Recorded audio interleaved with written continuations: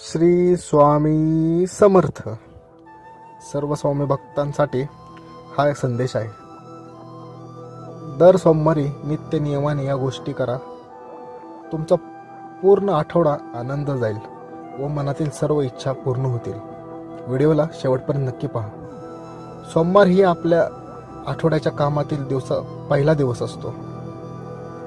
आपला सोमवारचा दिवस आनंदी व चांगला गेला की पूर्ण सप्ताह आपला चांगला आनंदी ऊर्जेत व उत्साहात जात असतो.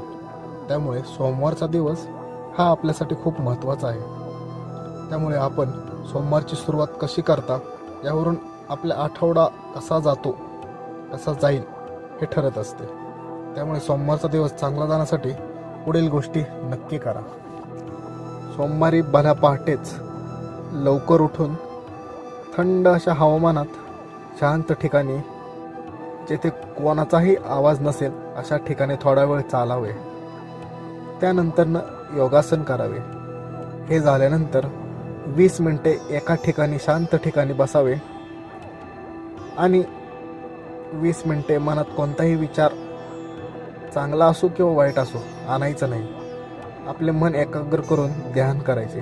हे 20 मिनिटं मनामध्ये किंवा डोक्यामध्ये कोणताही विचार आणायचा नाही. सुरुवातीला मन एकाग्र होण्यास आपल्याला त्रास होईल, पण नंतरनं ते जमेल. ते 20 मिनिटं तुमच्या कानावरती फक्त आणि फक्त निसर्गाचा मधुर आवाजच ऐकू येईल. बाकी कोणताही आवाज तुम्हाला ऐकू येणार नाही. तो सुंदर आवाज ऐकून तुमचे मन अगदी तृप्त होऊन जाईल.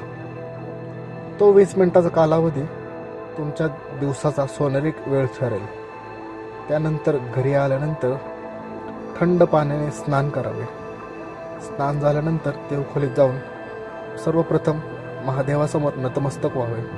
त्यांच्या पाया पडावेत.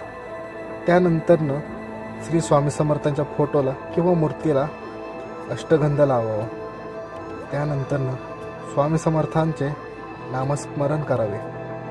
108 मणींची एक माळ अशी 11 वेळा माळीचा जप करून स्वामी समर्थांचे नामस्मरण तुम्ही करू शकता. जर तुम्हाला तेवढा वेळ नसेल तर 108 मणींची माळ एकदाच करून तुम्ही स्वामी समर्थांचा जप करावा. जप करताना व्यवस्थित शांतपणे कोणतीही गडबड न करता करावी.